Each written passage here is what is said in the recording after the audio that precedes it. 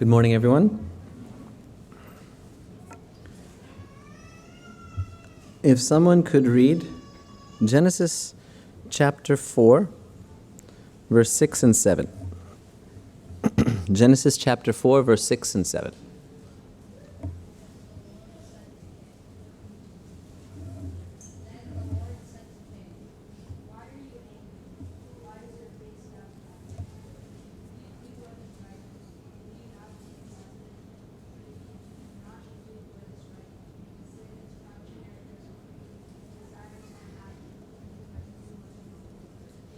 Thank you. Does anyone remember what the gospel passage was? I'm sure you all remember what it is. Can someone say what the passage was? John chapter 2, right? What was it? It's the wedding feast at Canaan. Do you know that every time you hear the wedding feast of Canaan come up in our lectionary, it tells you something? It tells you that it's a special time of year. What is that special time of year? The beginning of Great Lent, right? What better way to start Lent than by talking about a feast of overabundance? Now, I had said earlier that I would like to do this study on Genesis, but there are certain significant events in our lectionary that I don't want to pass up either. And so how do you do both? That is kind of tricky, I think. We are going to try to do both, though. Not in the full-out Genesis mode that we did in the previous weeks, but in a smaller capacity by just looking at Genesis chapter 4, verses 6 and 7, and understanding what that has to say to us in regards to Lent and to the Villeneuve, to the Great Lent that we are going to be entering into. And just so that we're all on the up to speed and on the same page, we have Easter coming in April this year. And the 50 days prior to that 50-day period is what the Eastern churches, and Marthoma Church being one among these Eastern churches, we observe these 50 days as a special time of year where we go through a time of fasting. It's called Lent, to go through a time of Lent. And so we'll talk about that from this perspective. Back in the days when to change topics ever so slightly, when housewarming was done, you would have these 2 candles usually left over. And what do you do with that candle? Well, in the olden days, you take that candle and you go to the kitchen and you have the wood already prepared under in this wood stove area, and then you light this stove, light the wood with this candle flame. And then what's the first thing that you make? Anyone know? Milk, right? So it is a traditional practice. It's a little outdated though, isn't it? I mean, outdated because nowadays, what do we do with that candle in today's modern homes? You take it to that self-igniting stove, and then you don't really need to use that. And God forbid you are one of the lucky people who have an electric stove. What do you do then with this candle? And so there's some things that just seem old-fashioned and out of date. But I would argue, or I would suggest, that there's something actually timeless about what's being done there that we need to recapture. And perhaps maybe we need to do it in a different way because the technology is different. Okay, there are some differences, but there is a timeless truth in it, nonetheless, that we shouldn't be so quick to just toss to the side.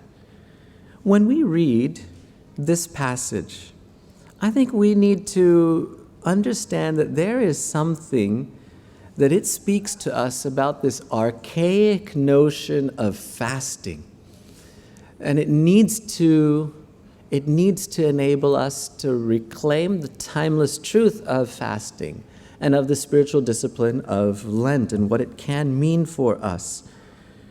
When we read this passage, Genesis chapter 4, verses 6 and 7, we have God doing something that was already done in Genesis chapter 3, which is he asks a question. And the question is based on simple facts that we already have available to us. The facts are very clearly found in verse 5, that he's angry and his face was downcast, or his countenance fell. And God asks, why are you angry? Why has your countenance fallen? In a very simplistic way, this kind of thing is similar to what the serpent did. Now follow me here. What the serpent did is asked a question about something that was actually already kind of obvious. But what was the intention of the serpent the whole time? The intention of the serpent was to cause doubt so that they would walk away from God, that they would turn from God. But here, God's question does not strike more doubt, but in fact, it's meant to bring Cain back to him, to protect him, to keep him safe, and to draw him back. There's something very interesting about how God does things in a similar but radically different way than the serpent did things. What does God say? He says to Cain, you have basically two options here, Cain. What are the two options? If you do well, will you not be accepted? Some translations even say, will you not be forgiven? I wouldn't go so far, but that's okay. Some translations do say that. I actually prefer the translation that says, will you not be accepted? And what's the second path? If you do not do well, what would happen? Who's crouching? Sin. Sin is crouching. Where? At the door. Sin is crouching at the door. What is its intention? It desires you. It desires you. But you must master it. Two ways are set before Cain here. Do what's right, and you'll be accepted. Continue to do what's wrong, and sin's going to get you. Now, a lot of times the question has been framed a little differently, and I'll just point it out so that we can avoid doing it that way. We sometimes frame the question as saying, do what's right and God will accept you, do what's wrong and God will reject you. That's not quite what the passage says. It says, do what's wrong, sin will accept you. Sin desires for you. Sin will have you. Now, what does Genesis chapter 4, verse 6 and 7 have to do with fasting? Well, I think it's this. Fasting, as well as in this question that God gives to Cain, there becomes an inescapable awareness of one's own desires, as well as who desires you. You have two choices, Cain. You can choose this, and this is what will happen. If you choose the other way, this is what's going to happen. What do you desire? And moreover, it points out who desires you. In the first way, if you choose what is right, God accepts you because God desires you. If you choose the other way, sin accepts you because sin desires you. I think in a very strange and similar way, not strange, I think it's all brilliantly meant to link together. When we go through an experience of fasting, we have made very clear to us not only the power of our desires, but also the nature of our desires. The power and the nature of our desires, and the kind of hold that it has on us. And it's interesting. Let's go back and let's look at Cain. He was angry. Is anger a sin? Is anger a sin? Was Jesus sinning when he was angry in clearing out the temple? Human emotions are not sinful. Human emotions are what makes you human. Okay?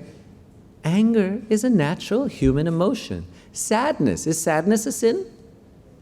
The way that some people will make it sound that if you're sad that you lost a loved one, it's almost as if you don't have faith. It's almost as if you are sinning by being so sad. No, sadness is not a sin. Anger is not a sin. But listen, anger has a foothold in your life, Cain, you have two options. Do what's right and you'll be accepted. Continue down this same path. There's something lurking for you. You don't see it. If you saw it, I wouldn't need to be telling this to you. It is hidden and it is crouching. That crouching, just the very nature of that, tells you about the potential energy that's found in it. This is something that will spring up and it will snatch you away and it will take you. Here you have this idea now that anger, though it's not a sin, if you allow it, can take over and can lead to sin. Cain was angry, did not listen to what God's questions really were trying to teach him, and it escalated to murder. Anger is not a sin, but what we do with it can very much lead to sin. There's so many other things like this in our lives. Things like pride and greed and arrogance. They all start the same way. It starts with just a tiny foothold that may not even be considered a sin. But when you go down that path, you become narcissistic. All you care about is acquiring more. You think that you are more valuable than the others around you. Listen, the desire to get ahead is not a sin. The desire to do well in your studies is not a sin. The desire to be liked is not a sin. But there's a choice in front of you. And if you continue down that path, it can very much lead to you at all costs pursuing that one thing. At all costs, sadly, means you will succumb to this sin. Sin is powerful and it is subtle. It's so subtle. It's just hiding there, just out of our view, just behind the door. And as soon as you cross over that threshold, it gets you. Now, this is not to somehow take away your responsibility in it all, as if to blame some sort of personification of sin as the reason why you do the things that you do. There's an old theologian by the name of Jonathan Edwards, and he would teach this, that we all have desires, but Jonathan Edwards would go further and say that our desires have us. We all have desires, but Jonathan Edwards would say more. He would say that our desires have us. He would say something like this. He would say, you have the freedom to choose. Now listen carefully. You will always and only choose that which you desire the most. You have the freedom to choose, but you will always and only choose that which you desire the most. Now, I know that you're thinking of plenty of examples that somehow counter that. But think of that example and play it out. Let me give a very simple example. I did not desire to wash the dishes, but I did it anyways. So that proves that your point is wrong, doesn't it? Well, no, I would argue that there was still a desire within me that was greater than my desire to not wash the dishes, that compelled me to wash them. What was that? Maybe the desire was that I want clean plates the next time I eat. Maybe that was more important to me than not doing this. Maybe it was because I wanted to please my parents. Maybe it's because I didn't want to have to do this task tomorrow, and so I would rather do it today. No matter which rationale you use, the point is this: you only do something if you desire to do it. There has to be some desire there that causes you to do whatever it is that you do. Now, in this passage, we are beginning to understand that sin can be desirable. You remember, don't forget any of what we've read already. And remember in Genesis chapter 3, Eve saw the fruit, it looked good, and that it was desirable to make one wise. Why did she eat it? Because she desired it. Now, the sin then takes over. And then soon you become a slave to that desire. This is what Paul says time and time again when he says that you are enslaved to sin, that we are shackled, and we need someone to break the chains of sin for us.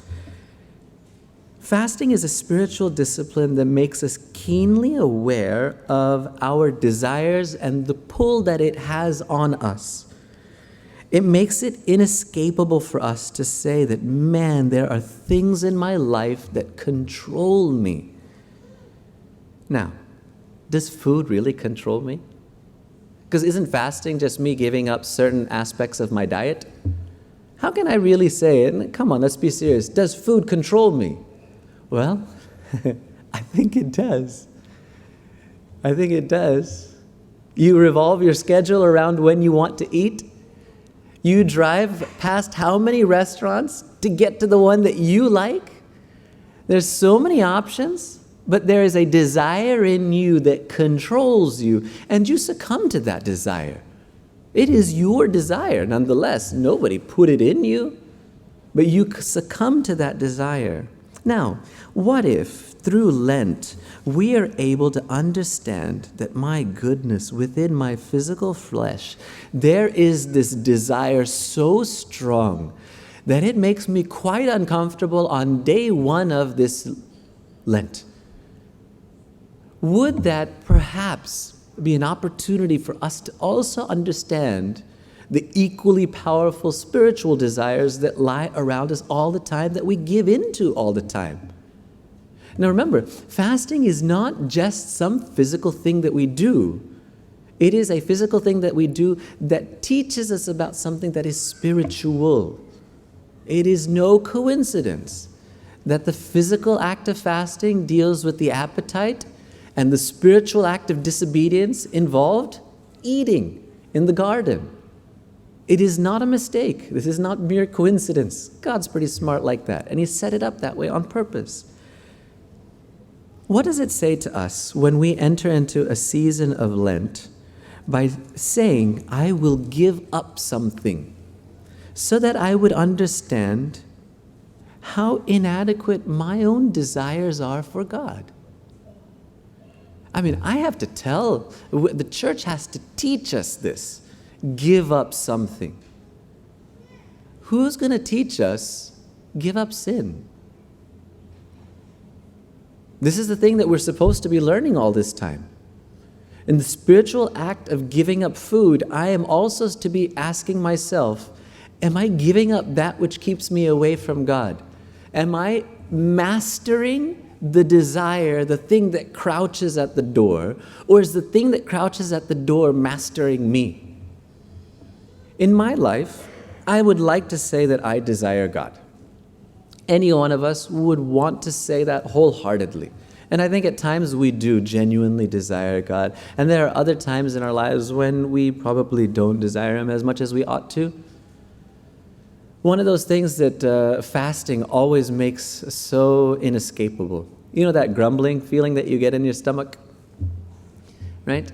Whenever I feel that, from time to time, I always think of this one passage from the Psalms, where the psalmist says, as the deer pants for waters, so my soul longs for you.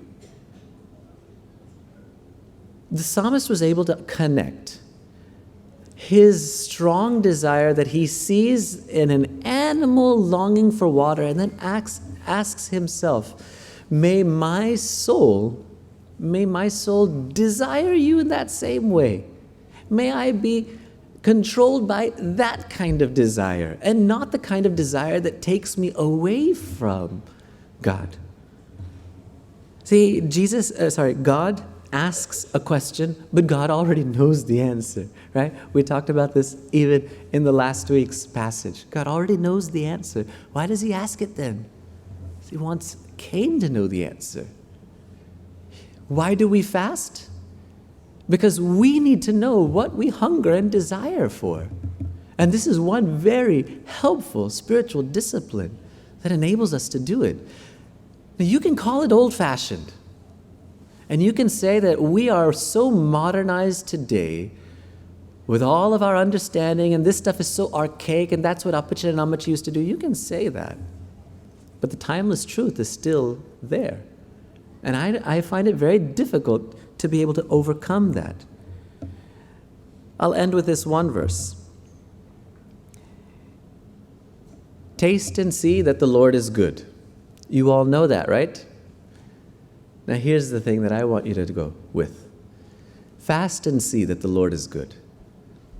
Fast and see that desiring God is far better than even desiring food. You can let go of the food, and you can know at the end of the 50 days that you are closer to God. And you will know then what is more important to desire in this world. This lectionary isn't too important, I think, to pass up. But at least the timeless truth from Genesis chapter 4 still teaches us about this. Make sure that your desire is for God. Sin crouches and it's waiting for us. It desires for us, but we must master it. May the good Lord, in this season of Lent, enable us to be spiritually disciplined in our physical lives, to be able to understand how the two are connected and interwoven.